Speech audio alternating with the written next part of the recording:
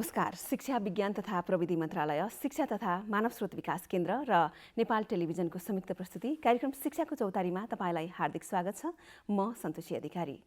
दर्शकवृन्द, शिक्षा विज्ञान तथा प्रविधि मन्त्रालयले शिक्षा क्षेत्रको समग्र विकासको लागि विविध कार्यक्रम र योजनाहरू सञ्चालनमा ल्याए पनि सार्वजनिक शिक्षाप्रति जनताका गुनासाहरू उत्तिकै रहेका छन्। सङ्घीय संरचनामा तीनै तहको सरकारको भूमिका उत्तिकै छ, तर दोहोरो जिम्मेवारीपन र कानुनी स्पष्टता नहुँदा शिक्षा क्षेत्रमा दुविधा समेत बढेको अवस्था छ। यो अवस्थामा समग्र रूपमा शैक्षिक क्षेत्रको विकासको लागि मन्त्रालयले के गर्दैछ त? सङ्घीय मन्त्रालयको अहिलेको धारणा र योजनाहरू के कस्ता छन् त? यस विषयमा रहेर आज हामी छलफल गर्छौँ। आज हामीले निम्ताएका छौँ शिक्षा विज्ञान तथा प्रविधि मन्त्रालयका माननीय मन्त्री देवेन्द्र पौडेलज्यूलाई। आउनुहोस्, उहाँलाई स्वागत गरौँ। स्वागत छ मन्त्रीज्यू यहाँलाई कार्यक्रममा। धन्यवाद छ यहाँलाई पनि। मन्त्रीज्यू, अब यहाँले शिक्षा मन्त्रीको जिम्मेवारी सम्हाल्नु भए पछाडि 55 बुँदे प्रतिबद्धता जुन जाहेर गर्नुभएको थियो होइन, नेपालको शैक्षिक सुधारको लागि त्यो 55 बुँदे जाहेरी पत्रमा के कस्ता कार्यक्रमहरू चाहिँ समेटिएको छ र कार्यान्वयनको चरण चाहिँ कहाँ पुग्यो? 55 बुँदे भनेको हामीले इन्डिकेट गरेका विषयहरूको मात्रै संक्षिप्त टिपोट हो। हजुर। संक्षिप्त रूपमा हामी यही कामहरूमा प्राथमिकता दिएर हामी काम थाल्दैछौँ भनेर त्यसलाई सम्बन्धित महाशाखाहरूलाई जिम्मेवारी दिनको निम्ति अर्को तयारी गरेर हामीले उहाँहरूलाई कार्य सम्पादनमा अगाडि बढाएका छौँ। 3 ठाउँमा, खास गरी ऐनसित सम्बन्धित छ भने ऐन फुकाउने प्रयत्न गर्ने, पढाइ शिक्षण प्रणालीसित सम्बन्धित छ भने मन्त्रालयले आफै निर्णय गर्ने, संविधानमा अलिकति चाहिँ कहीँ क्याबिनेटमा यस्तो ठाउँमा लगेर फुकाउनु पर्ने छ भने त्यहाँ लैजाने गरी नीतिगत सुधार, खास गरी भौतिक सुधार, कानुनी सुधार, यी 3 प्रकारका सुधारका कार्यक्रमहरू बनाएर हामी अगाडि बढेका छौँ। त्यसमध्येको चाहिँ सबभन्दा महत्त्वपूर्ण विषय भनेको 10 वर्षे शिक्षा योजना भन्ने हामीले सार्वजनिक गऱ्यौँ। यहाँले त्यसलाई यहाँ बुँदा गरिएको छैन। त्यो अहिलेको संविधानको स्पिरिट अनुसार शिक्षालाई हामीले यहाँ पुर्याइन्छ भन्ने कुराको एउटा हामीले तयारी गरेर सार्वजनिक गरेका छौँ। त्यसपछि मैले भनिसकेँ, महाशाखाहरूलाई कामको निम्ति पनि हामीले त्यसै गरिकन यी विषयहरूमा तपाईँहरू होमवर्क गरेर अगाडि बढ्नुहोस् भनेर काम सुरुवात गरेर अगाडि बढाएका छौँ र कामहरू पनि क्रमशः हुँदैछन्। त्यसैलाई सूत्रबद्ध गरेर यी ठाउँमा हामीले काम गर्दैछौँ भनेर संक्षिप्तमा जानकारी दिनको निम्ति 55 बुँदै भनेर हामीले सार्वजनिक गरेका हौँ। क्रमशः चाहिँ काम कार्यान्वयनको प्रक्रियामा अगाडि बढेका छौँ। प्रक्रियामा अघि बढिरहेको छ। अगाडि बढाएको छ। अब यो कोभिड-19 को महामारीको कारणले गर्दा शिक्षा क्षेत्रमा क्षति पुगेको छ होइन। अब विद्यालयहरू बन्द भए, परीक्षाहरू पनि रोकिए। अब यो अवस्थामा चाहिँ विद्यार्थीहरूले समयमै यो शैक्षिक सत्र पुरा गर्न सक्लान् त? अब यो कतिपय मानिसको भौतिक जीवनसित नै अलिकति फरक प्रकृतिको विषय भएर महामारी आएको हुँदा हजुर, अब परीक्षाको शैक्षिक सत्र ठुलो मान्ने कि यो महामारीबाट जीवन रक्षालाई ठुलो मान्ने भन्ने कुरा स्वाभाविक रूपमा हामीले केही समय पहिले छलफल चलाएका थियौँ र 15 दिन बिदा दिने हामीले निर्णय गऱ्यौँ। सिसिएमसीलाई त्यही सिफारिस गऱ्यौँ। यसै पनि कतिपय ठाउँमा बिदा हुन्छ भने त्यो अलिक पछिल्लो चरणमा आएको यो तेस्रो भेरिएन्ट भन्छौँ हामीले, त्यो भेरिएन्टको बेलामा हामीले चाहिँ आवश्यक परीक्षाहरू नरोकौँ भनेर रोकेनौँ। जस्तो पिजी परीक्षा भन्छ, एमडी र त्यसपछि गएर पिएचडी प्रोग्रामका मेडिकल क्षेत्रको परीक्षा आफै पनि डक्टरहरू सहभागी हुने भएको हुँदाखेरि जेड आकारमा बसेर शैक्षिक सत्र विवरण दिनुहुन्न भनेर उहाँहरूको परीक्षा त्यही समयमा नै हामीले गऱ्यौँ। अरू केही उच्च शिक्षाका केही परीक्षाहरू पनि हामीले रोकेनौँ। तर फेरि पनि अलिकति चाहिँ बढी तीव्र गति यहाँ फैलिएको हुँदाखेरि यसको के हुन्छ भनेर हामीले पछिल्लो स्थितिमा चाहिँ विश्वविद्यालयहरू अटोनोमस भन्ने भएको तर उहाँलाई आफै अनुरोध गरेर परीक्षाहरू चाहिँ नबिग्रिने गरी, शैक्षिक क्षेत्र नबिग्रिने गरी अलिकति तालिका तलमाथि गरिदिनुहोस् है भनेर हामीले भनेका थियौँ। त्यसै अनुरूप चाहिँ केही तालिका तलमाथि भएको हो। त्यसपछि उच्च शिक्षाका सबै परीक्षाहरू घोषणा भएका छन् र शैक्षिक सत्र नबिग्रिने गरी, परीक्षा प्रणाली पनि नबिग्रिने गरी, रिजल्टको प्रक्रिया पनि कोभिडका कारणले रिजल्ट प्रक्रिया ढिलो गर्न मिल्दैन। म आफै पनि गएँ त्यहाँ, पदाधिकारीहरूसित हामी छलफल चलाएका छौँ। उच्च शिक्षाका सबै विश्वविद्यालयका र सबै विश्वविद्यालयसित हाम्रो के कुरा छ भने शैक्षिक क्यालेन्डर लस नहुने गरी सम्पूर्ण प्रक्रियाहरू तपाईँहरूले अगाडि बढाउनुहोस् भनेका छौँ र उहाँहरूसित निरन्तर छलफल सहकार्यमा हामी छौँ। त्यसै गरिकन माध्यमिक तहको अस्ति मात्रै हामीले निर्णय गऱ्यौँ एसईको इक्जाम हामीले अब ऐन कानुनले अहिले सम्भव भएर सम्भावना रह्यो भनेदेखि चाहिँ प्रदेशलाई नै दिउँ, सङ्घीयता आइसकेको हुँदाखेरि भनेर हामीले पहिलो चरण होमवर्क गरेका थियौँ। तर अहिले चाहिँ त्यस्तो प्रकारको संरचना प्रदेशमा नभएको हुँदाखेरि आगामी सालमा एसईको चाहिँ इक्जाम दिने कुरा सबै प्रदेशलाई दिने, यो साल चाहिँ परीक्षा बोर्डले लिने। यता निर्वाचन घोषणा पनि भइसक्यो। अनि निर्वाचन घोषणा भइसकेको हुँदाखेरि यहाँले भनेकै प्रश्न चाहिँ शैक्षिक सत्र लस नहुने गरी निर्वाचन कार्यतालिकाभन्दा पहिले नै सक्ने गरी 10 दिन पहिले सक्ने गरी हामीले हिसाब गरेर 9 देखि 20 सम्म सम्पूर्ण परीक्षा सक्ने गरी यसैको हामीले चाहिँ सार्वजनिक गरेका छौँ। अब अलिअलि यो बिच जो समय छ बाँकी रहेको कोर्स पढाइको निम्ति मन्त्रालयले सबैतिर ताकेता गरेको छ र मैले यो कुरा राख्न किन खोजेको भनेदेखि तिनै तहका प्राविधिक तहका, माध्यमिक तहका र उच्च तहका शिक्षा प्रणालीको शैक्षिक सत्र लस नहुने गरी मन्त्रालय सचेत छ। सचेततापूर्वक चाहिँ हामी अगाडि बढेका छौँ। हजुर, अब यो कोभिड-19 विरुद्धको यो खोपको लागि विद्यार्थीहरूको लागि के कस्तो व्यवस्था गरिएको छ? सबै विद्यार्थीको पहुँचमा पुगेको छ कि छैन? अब विद्यालयहरू खुल्ने तर्खर पनि गरिरहेका छन् होइन? यस्तो अवस्थामा अहिलेको प्रयास कस्तो भइरहेको छ कोरोना विरुद्धको खोप? अब यसमा चाहिँ पहिलो हामीले लिएको लक्ष्य भनेको विद्यालयमा चिकित्सकहरू आफै उपस्थित भएर खोप लगाउने गरी स्वास्थ्य मन्त्रालयसित हामीले कुराकानी गरेका थियौँ र विद्यार्थी लाइन लाएर हस्पिटलमा ठुलो सङ्ख्यामा जानुभन्दा चिकित्सकहरूले चाहिँ आवश्यक त्यहाँ पनि प्राविधिक वस्तुहरू लिएर गएर वहीँ लगाउने गरी व्यवस्थित गरिदिनुहोस् भनेका थियौँ। करिब त्यही मोडेलमा अपवाद बाहेक त्यही मोडेलमा 12-18 समूहका विद्यार्थीहरूलाई खोप लगाउने काम अपवाद बाहेक सकिएको छ र यो जुन 5 दिन अभियानको रूपमा भनेका थियौँ भ्यालीभन्दा बाहिर धेरै ठाउँमा लगाइ पनि सक्नु भएको थियो, भ्यालीभित्र पनि करिब लगाइसकेको अवस्था हो।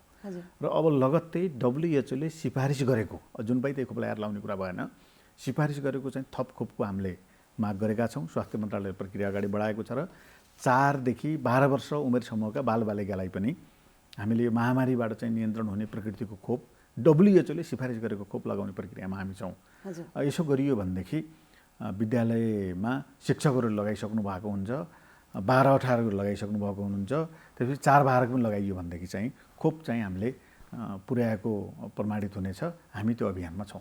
हजुर, अब पहिलेको तुलनामा यो सामुदायिक विद्यालयको गुणस्तरको कुरा गर्नुपर्दा गुणस्तरमा सुधार आएको देखिन्छ होइन? हामी पनि कार्यक्रम छायाङ्कनको लागि पुग्दाखेरि धेरै विद्यालयहरूमा विद्यालयहरूमा शैक्षिक गुणस्तर बढेको देख्यौँ। अब कतिपय स्थानमा चाहिँ शैक्षिक गुणस्तर उत्तिकै कमजोर अवस्थामै रहेको पाइएको छ। शैक्षिक गुणस्तर अभिवृद्धिको लागि मन्त्रालयले हाल कस्तो खालको चाहिँ कार्यक्रमहरूलाई चाहिँ अगाडि बढाइरहेको छ? अब यो ठिकै कुरा यहाँले उठाउनु भयो र हाम्रो सबभन्दा ठुलो चुनौती र मन्त्रालय बढी ध्यानाकर्षण भएको विषय यही हो। र यो सार्वजनिक शिक्षा अथवा राज्यले तोकिएको चाहिँ निर्दिष्ट गरेको चाहिँ शिक्षामा गएका विद्यार्थीहरू सक्षम हुन सक्दैनन्, राम्रो आउँदैन भन्ने कुरा चाहिँ केही समय पहिले छलफल चलेको थियो। त्यो चाहिँ रिजल्टले पनि बिस्तारै त्यो भनाइ बेठीको भन्ने कुरा प्रमाणित गरेको छ। यसैकै चाहिँ यहाँले हेर्नुभयो केही रिजल्टहरू केही वर्षका 1-2 वर्षका हेर्नुभयो भने सार्वजनिक स्कुलका रिजल्टहरू नराम्रा छैनन्। अब समग्र देशैभरि त्यस्तो राम्रो सुधार भयो त मैले भन्दिनँ, तर सुधार उन्मुख भएर अगाडि बढेको कुरा म राख्न चाहन्छु। र अस्ति मात्रै हामीले टप 15 देशभरिका राम्रा स्कुलमध्येका स्कुलहरूलाई त्यहाँका खास गरी चाहिँ व्यवस्थापन समिति र त्यहाँका चाहिँ प्रधानाध्यापकहरूलाई जोडेर अलिक कमजोर भएका स्कुलहरूले सुन्ने गरी त्यो प्रक्रियाको सुरुवात गरेका छौँ। कमजोर भएका स्कुलहरूलाई ह्युमिलेसन गर्ने, आलोचना गर्ने, खिचिटिपिटी गर्ने होइन, उहाँहरूमा के कुरा सुधार पर्ने छ भन्ने कुरा राम्रो गरेकोबाट सिक्नु पऱ्यो नि त। त्यस कारण सबै स्कुललाई राम्रो बनाउने गरी हामीले अलिकति चाहिँ जस्तो त्यहाँको पूर्वाधारको आवश्यक छ कि टोयलेटको कुरादेखि लिएर विभिन्न प्रकारका ICT ल्याबदेखि लिएर अरू चाहिँ शिक्षकहरूलाई चाहिँ त्यहाँ कहीँ न कहीँ तालिम आदिदेखि लिएर के कुराले कमी रह्यो त्यो कुरा हामीले सूत्रबद्ध गरेर बढेका छौँ। र अब सबभन्दा समस्या भनेको शिक्षककै समस्या रह्यो। शिक्षकको दरबन्दी नमिलेको, अपुग भएको र आजभोलिको पछिल्लो चाहिँ विकसित IT फ्रेन्डली सिस्टममा अलिकति पुरानो प्रणाली अनुरूप चाहिँ पढेका शिक्षकहरू हुनुभएको हुँदाखेरि हामीले चाहिँ तपाईँले शिक्षक सेवा आयोगलाई सक्रिय बनाएर त्यसको ऐन फुकाएर क्याबिनेटमा लगेर निर्णय गरेर 18,000 शिक्षकको दरबन्दी आवश्यक छ भनेर एउटा आयोगले प्रमाणित गरेको थियो। 18,000 शिक्षकको चाहिँ हामीले माध्यमिक तह, निम्न माध्यमिक तह र हामीले चाहिँ आधारभूत तहको हामीले आवेदन पनि सार्वजनिक गरेका छौँ। परीक्षा हुन्छ र अलिकति फ्रेस प्रकृतिका सक्ने सक्षम अब चाहिने शिक्षकहरू त्यहाँबाट आउनुहुन्छ। त्यसको साथसाथै अब आन्तरिक रूपमा चाहिँ शिक्षकहरूलाई प्रोत्साहन नगर्ने कामहरू पनि भएको हुँदाखेरि शिक्षक महासङ्घसँग हामी निरन्तर वार्तामा छौँ। उहाँहरूले केही विषय उठाउनु भएको छ। खास गरी अस्पताल चाहियो, पेन्सनको सुविधा चाहियो, कर्मचारी सरह हामी पनि राज्यकै तोकिएको चाहिँ पारितोषिक लिने व्यक्ति भएको हुँदाखेरि हामीलाई त्यही सेवा सरहको चाहिँ सुविधा चाहिन्छ भन्ने कुरा उहाँले निरन्तर उठाउनु भएको छ। क्रमशः पुरा गर्ने प्रक्रिया छ। शिक्षा अस्पताल गऱ्यौँ, सेवा खोलायौँ, हामीले आन्तरिक बढुवाको प्रक्रिया अगाडि बढाएका छौँ। उहाँले उठाएका कतिपय मागहरू पुरा गरेर शिक्षकका अधिकारका कुरा सुनिश्चित गर्ने र शिक्षकका अधिकारको कुराको अतिरिक्त शिक्षक चाहिँ पठन पाठन प्रक्रियामा शिक्षण प्रणाली व्यवस्थित गर्ने, वैज्ञानिक गर्ने र त्यहाँ लागि गर्ने प्रक्रियामा उहाँहरूलाई केन्द्रित गर्ने र सार्वजनिक शिक्षालाई सुधार गर्ने। त्यसपछि गएर अहिले मैले सुरुमा भने जस्तै भौतिक पूर्वाधार निर्माणको प्रक्रियामा पनि हामीले जुन भवनहरू बनिसकेका छन् त्यहाँ आइसिटी पुर्याउने, जहाँ भवन बनेको छैन त्यहाँ भवन बनाउने र चाहिँ करिब 3 वर्षभित्रमा अधिकांश चाहिँ भवनहरू आइसिटीहरू हामीले राज्यले गरेको लक्ष्यहरू चाहिँ सार्वजनिक विद्यालयहरूमा पुर्याउने गरी मन्त्रालयले कार्यसूची बनाएर अगाडि बढेको छ। यो अब शिक्षक दरबन्दीको कुरा गर्नुपर्दाखेरि विद्यार्थीको सङ्ख्याको आधारमा शिक्षक दरबन्दी मिलानको कार्यान्वयन भइरहेको छ अथवा मिलान गर्ने कार्य भइरहेको छ। यहाँले पनि जानकारी दिनुभयो। कहिलेसम्म सकिएला यो दरबन्दी मिलानको? अब त्यस्तो ब्याङ्कमा पैसा भयो जस्तो स्टोरको रूपमा चाहिँ शिक्षक साथीहरू हुनुहुन्न। अब एउटा हामीले केही बनाएको कार्यदल जस्तै थियो, त्यसले दिएको रिपोर्टका आधारमा कहाँ चाहिँ शिक्षकहरू आवश्यकभन्दा बढी छन्। पहिला आन्तरिक मिलान, दरबन्दी मिलान भनेका छौँ त्यसलाई हामीले। बढी भएको ठाउँबाट निकाल्ने र कम भएको ठाउँमा दिने प्रक्रिया मिलानको रूपमा सुरुवात भएको छ। तर त्यति गर्दा पनि नपुग्ने सङ्ख्या भनेको 18,000 हो। मैले भने झन्डै चाहिँ 18,000।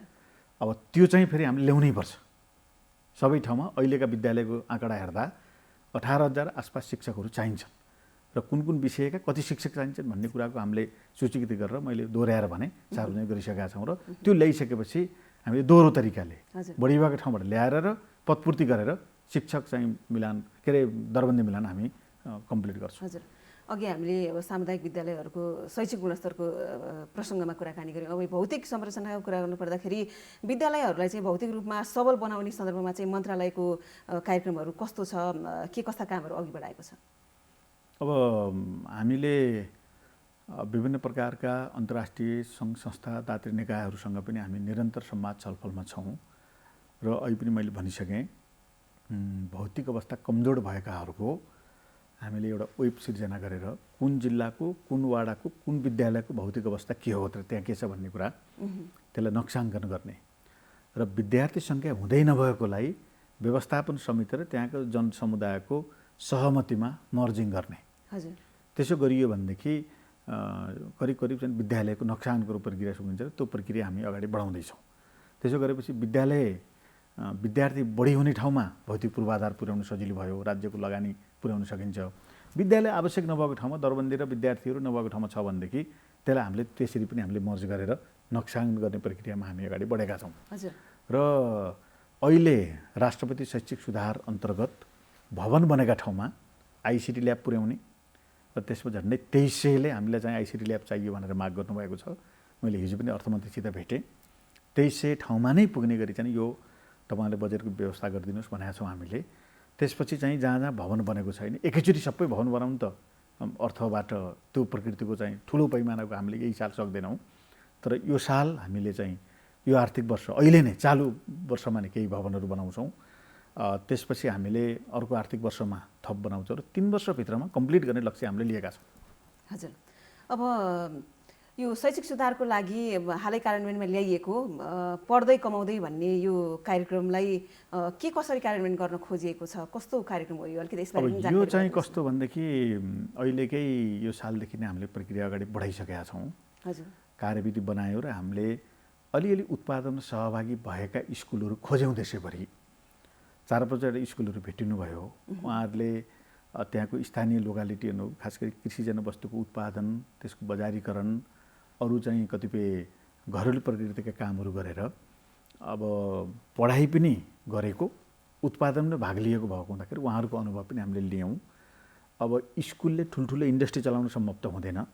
स्कुलले चाहिँ कृषिजन्य वस्तुहरू, घरेलुजन्य वस्तुहरू सम्बन्धित चाहिँ स्कुल आसपासमा आञ्चलिकता वा लोकेसनमा हुन सक्ने, कम लगानीमा हुन सक्ने, त्यस प्रकारका बढी सहभागी भएर कम लगानीमा हुन सक्ने त्यस प्रकारका चाहिँ उत्पादनहरूमा भाग लिने भनेर कार्यविधिमा हामीले उल्लेख गरेका छौँ। र त्यो कार्यविधि पास भइकन आइकन चाहिँ स्कुलहरूको आवेदन सार्वजनिक भएर त्यो पनि सकिकन आइसकेका छ।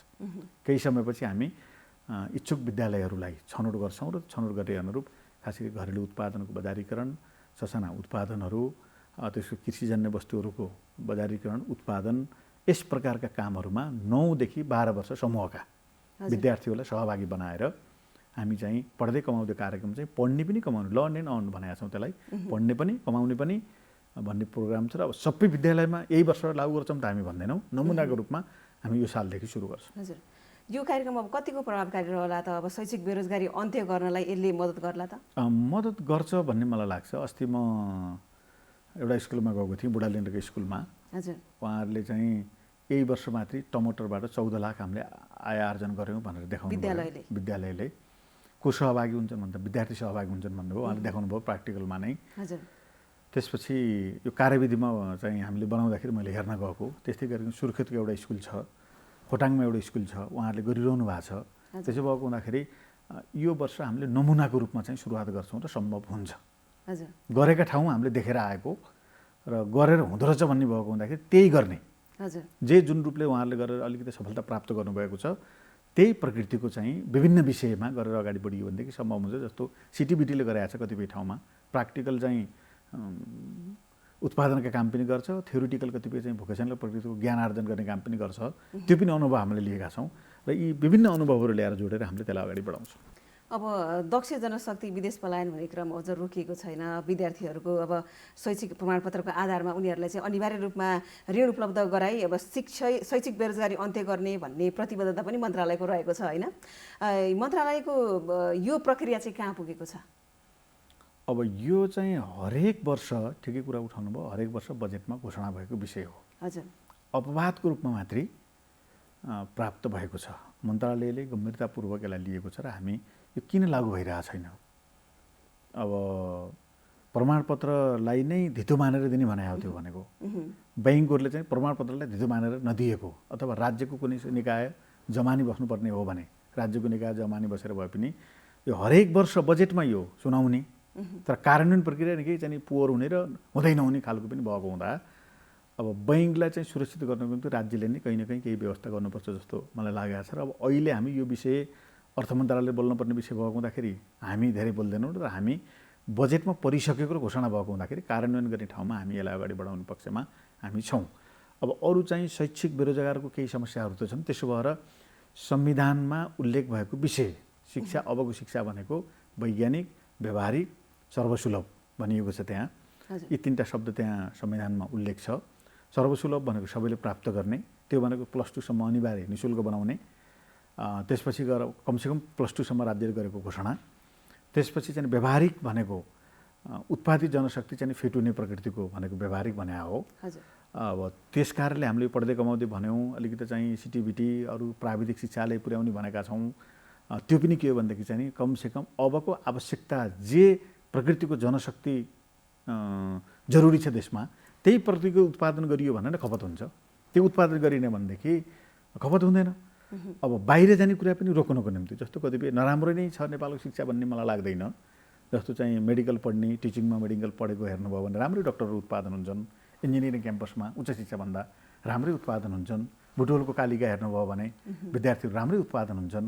चितवनको नारायणी मावि हेर्नुभयो भने राम्रै उत्पादन हुन्छन्। यहीँ काठमाडौँको त्रिपुरेश्वर म गएँ त्यहाँ एक दिन, त्यहाँका विद्यार्थीहरू त्यहाँको पढाइको प्रक्रिया हेर्दाखेरि चाहिँ राम्रै उत्पादन भएको हामी देख्छौँ। त्यस कारणले माध्यमिक तह र उच्च तहलाई जोड्ने हाम्रो लक्ष्य त्यो रहेको छ। माध्यमिक तह राम्रो भयो भने उच्च शिक्षा पनि राम्रो हुन्छ। उच्च शिक्षा चाहिँ फेरि राम्रो भयो भने पढाउन आउने जनशक्ति फेरि उच्च शिक्षामा पढेको भएको हुँदाखेरि एकअर्कामा जोडेको हुन्छ र नीति निर्माण गर्ने ठाउँमा पनि माध्यमिक तह र उच्च तहलाई हामीले जोड्ने। त्यसै गरी सोपान क्रममा नै चाहिँ तलदेखि माथि चाहिँ हामीले जोडेर गइयो भने शिक्षालाई चाहिँ सुधार गर्न सकिन्छ भनेका छौँ। यहाँले उठाएको अर्को महत्त्वपूर्ण प्रश्न अब कतिपय पढ्न नपाएर जानुभएको छ त्यसको निम्ति हामी गम्भीर हुनुपर्छ। कतिपय चाहना ठुला संसारभरि विश्वभरि नाम चलेका ठुलो विश्वविद्यालयबाट पढियो भने त्यसको भ्यालिडिटी चाहिँ बढी हुन्छ भनेर पनि चाहना गरेर जानुभएको छ। त्यसलाई हामीले रोक्न सक्दैनौँ, स्वाभाविक हो। अब कतिपय चाहिँ अर्कै वैदेशिक रोजगारीमा विद्यार्थी भिसा प्रयोग गरेर पनि जाने प्रचलन छ। रोक्न त हामी यहाँ पढ्न जान्छौँ भने हामीले छेक्ने कुरा भएन। तर नेपालमा पढ्नै पाइन्न भन्ने कुरा साँचो होइन। अहिले पनि नेपालमा 11वटा युनिभर्सिटी छन् उच्च शिक्षामा। धेरै प्रकृतिका विषयहरू हुन्छन्। जुन विषय नेपालमा पढ्न पाइन्छ सजिलै त्यो विषयमा विद्यार्थीहरू नेपाली पढे हुन्थ्यो भन्ने हाम्रो चाहना छ। हजुर, ऐनको अभावमा पनि केही जटिलताहरू आएको देखिन्छ। सँगै शिक्षा ऐन अभावका कारणले गर्दा लामो समयदेखि कानुनी जटिलता भोग्नु परेको अवस्था छ होइन। यसबाट अब प्रदेश र स्थानीय सरकारलाई समेत शैक्षिक कार्यक्रम कार्यान्वयनमा धेरै समस्या परिरहेको अवस्था रहेको छ। यो अवस्थालाई चाहिँ मन्त्रालयले कसरी हेरेको छ, कहिलेसम्म आउला? मन्त्रालय रेडी छ। तपाईँले ठिक कुरा सोध्नुभयो। हजुर, यो 3 महिनामा सबभन्दा बढी हामीले मेहनत गरेको भनेको ऐनमा हो। मन्त्रालय रेडी पोजिसनमा छ। शिक्षा क्षेत्रको सुधारको लागि यहाँको चाहिँ अबको योजना के छ? मैले अहिले पनि भनिसकेँ, 10 वर्षे प्रक्षेपण हामीले गरेका छौँ। हजुर, शिक्षा सुधारका भनेको मन्त्रालय गरेमा सार्वजनिक शिक्षा खास गरी त्यसमा प्राथमिकता रहन्छ। अब अरू निजीलाई पनि हामी सँगै लिएर जान्छौँ। निजीलाई बिच्काउने, गाली गर्ने हाम्रो कुनै पनि लक्ष्य छैन। उहाँहरूलाई पनि प्रोत्साहन गर्ने 3PP को सिद्धान्त राज्यले लिएको हुँदाखेरि शिक्षामा माफिया गर्ने, दलाली गर्ने, जनतालाई ठग्ने भयो भनेदेखि त कारबाही गर्छौँ हामीले। तर राज्यले तोकेको कर, नियम, पद्धति, प्रणालीभित्र न्यूनतम सुग लिएर राज्यबाट स्वीकृति लिएर चाहिँ पढाइरहेका चाहिँ त्यस प्रकारका निजी चाहिँ शिक्षण संस्थाहरूलाई पनि हामीले चाहिँ प्रोत्साहन गर्ने भनेका छौँ। तर फेरि पनि हाम्रो प्राथमिकता भनेको सार्वजनिक शिक्षा सुधार्ने हुनेछ। सार्वजनिक शिक्षालाई सुधार्ने हाम्रो लक्ष्य रहेको छ। म दृढतापूर्वक भन्छु, नेपाली विद्यार्थीहरूले चाहिँ नेपालका राज्यले तोकेका स्कुलमा गएर पढ्दा हुन्छ। राम्रै छन् स्कुलहरू, प्रतिस्पर्धा गर्न सक्ने प्रकृतिका छन्। शिक्षकहरूलाई भन्ने, व्यवस्थापन समितिलाई भन्ने र हामी सबैले सच्याउँछौँ। अब यो पढाउनै सकिन्न, राम्रो छैन, यो चाहिँ नेपालको सार्वजनिक शिक्षा नै खतम छ भने सबैले गाली गर्दै हिँड्ने हो भनेदेखि कसले सुधार्ने त? त्यहाँको शिक्षक, त्यहाँको विद्यार्थी, त्यहाँको चाहिँ व्यवस्थापन समिति, त्यहाँका जनता, मन्त्रालय, सम्बन्धित चाहिँ पालिकाको समन्वय के अरे शिक्षा इकाइ हेर्ने, त्यहाँको अधिकृत, त्यसपछि सम्बन्धित पालिका सबै मिलियो भने त सचाउन सकिन्छ नि त। त्यस कारण अहिलेको सङ्कल्प भनेको सार्वजनिक शिक्षालाई सच्याउने, सुधार्ने र सकिन्छ र सबल गर्न सकिन्छ भन्ने कुरा सबैले चाहिँ सङ्कल्पबद्ध भएर अगाडि बढ्नुपर्ने चुनौतीको रूपमा हामीले लिएका छौँ। हजुर, हामी कार्यक्रमको अन्त्यमा पनि आइसकेका छौँ मन्त्रीज्यू। अन्त्यमा टेलिभिजन हेरेर बसिरहनुभएका दर्शकहरूलाई थप के भन्न चाहनुहुन्छ? अब यो महत्त्वपूर्ण समयमा यहाँले आदरणीय जनसमुदायको बिचमा हामीले प्रयत्न गरेका केही कुराहरू राख्ने अवसर दिनुभएकोमा हार्दिक धन्यवाद पनि दिन चाहन्छु। र सार्वजनिक शिक्षा चाहिँ पुरै बेठिक छ, यो पुरै चाहिँ नेपालमा पढाइको स्तर राम्रो छैन भन्ने कुरा त्यति सत्य होइन, आंशिक सत्य हो। आंशिकलाई हामीले सच्याउनुपर्छ। हाम्रो देशका विश्वविद्यालयमा पढेका विद्यार्थीहरू अरू कुनै विश्वविद्यालयमा नाम निकाल्न जाँदाखेरि पास भएका धेरै उदाहरणहरू छन्, धेरै अधिकांश। धेरै विद्यार्थीहरू फेल भएर नेपालमा फिर्ता भएको भएदेखि त अब खतम रहेछ नेपालको शिक्षा भन्न पर्थ्यो। त्यस्तो हामीले देख्दैनौँ। जस्तो यहाँबाट कतिपय विद्यार्थीहरू जेएनयू पढ्न जानुहुन्छ, नाम निकाल्नु भएकै छ, युरोप जानुहुन्छ, अमेरिका जानुहुन्छ, अस्ट्रेलियामा धेरै विद्यार्थीहरू जानुहुन्छ, इक्विभ्यालेन्टको कतिपय कुराहरू एनओसी लिएर त्यहाँ जानुहुन्छ, प्रक्रिया मिलाएर। त्यस कारणले उच्च शिक्षामा पनि सुधार गर्नुपर्ने धेरै विषय छन्। तर हामीले चाहिँ मेहनत गरियो भने सच्याउन सकिन्छ। माध्यमिक शिक्षालाई पनि मैले केही स्कुलहरू भने, त्यस्ता धेरै स्कुलहरू छन् जसले चाहिँ राम्रो क्वालिटी दिएर सक्षम विद्यार्थीहरू उत्पादन गर्दै गएको पनि हामी पाउँछौँ। त्यस कारणले हामी सबैले सङ्कल्प गऱ्यौँ। सुन्नुभएका आदरणीय दर्शक सबैलाई म के अनुरोध गर्न चाहन्छु भनेदेखि सबै मिलेर शिक्षा महत्त्वपूर्ण देशको पाठ भएको हुँदाखेरि, जनताको मौलिक अधिकारको पनि विषय भएको हुँदाखेरि सबै मिलेर यसलाई सच्याउनुपर्छ, यसलाई अगाडि बढाउनुपर्छ, यसलाई चाहिँ हामीले व्यवस्थित गर्नुपर्छ भन्ने सङ्कल्प गऱ्यौँ भनेदेखि सम्भावना छ। त्यस कारणले सङ्कल्पबद्ध भएर लागौँ। म यही अनुरोध यहाँहरूलाई गर्न चाहन्छु। हस्, कुराकानीको लागि यहाँलाई धेरै धेरै धन्यवाद। धेरै धेरै धन्यवाद छ। यहाँलाई पनि मेरा केही भनाइ राख्ने अवसर दिनुभएकोमा धन्यवाद छ। आदरणीय दर्शकवृन्द, आज हामीले कुराकानी गऱ्यौँ शिक्षा विज्ञान तथा प्रविधि मन्त्रालयका माननीय मन्त्री देवेन्द्र पौडेल ज्यूसँग। आजको लागि कार्यक्रम शिक्षाको चौतारीको निर्धारित समय सकिएको छ। अर्को हप्ता अर्को विषयवस्तुको साथमा पुनः उपस्थित हुनेछौँ। नेपाल टेलिभिजन हेर्दै रहनुहोला। नमस्कार।